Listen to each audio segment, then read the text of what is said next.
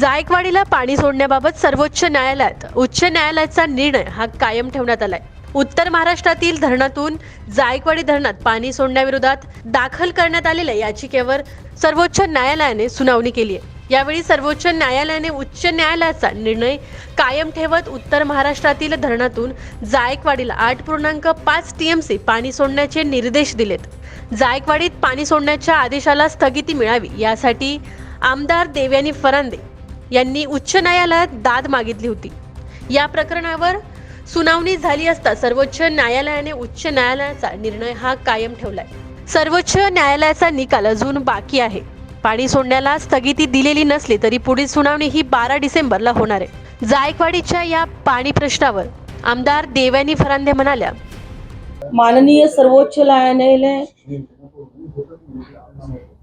आदेश अजून त्याचा निकाल जो आहे तो यायचा बाकी आहे.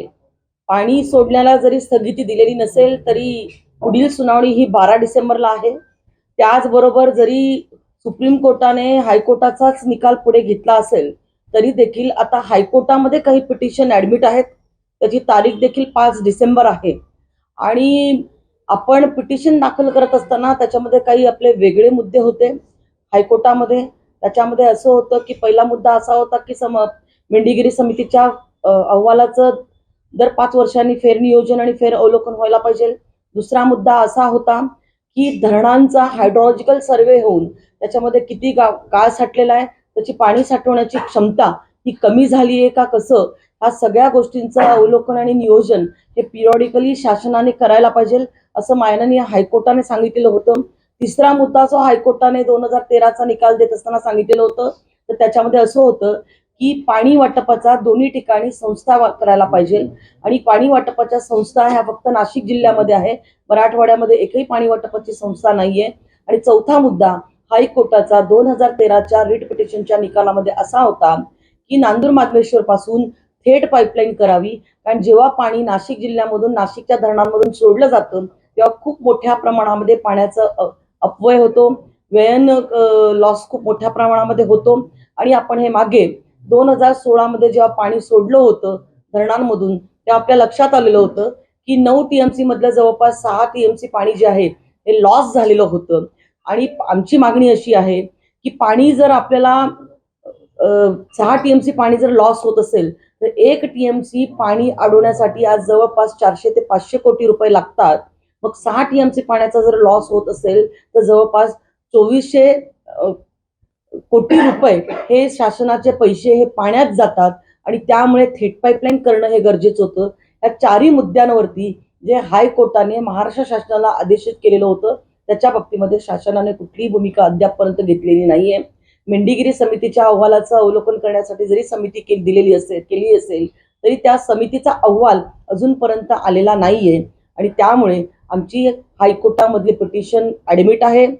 सुप्रीम कोर्टाने देखील 12 डिसेंबरला तारीख दिलेली आहे आणि त्यामुळे 12 डिसेंबर पर्यंत शासनाने पाणी सोडूनही आमची भूमिका. निश्चित स्वरूपामध्ये आज सरासरी फक्त 52% नाशिक जिल्ह्यामध्ये पाऊस झालेला आहे आणि जरी धरणं भरलेली दिसत असली तरी देखील आपण बघितलं तर आज वॉटर टेबल लेवल्स जे आहेत त्या खूप खालती गेलेल्या आहे.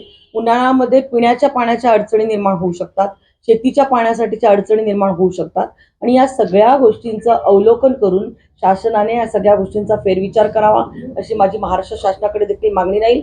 आणि इतर पर्यायाचा महाराष्ट्र शासनाने विचार करावा. मराठवाड्याला पाणी द्यायला आमचा विरोध नाही.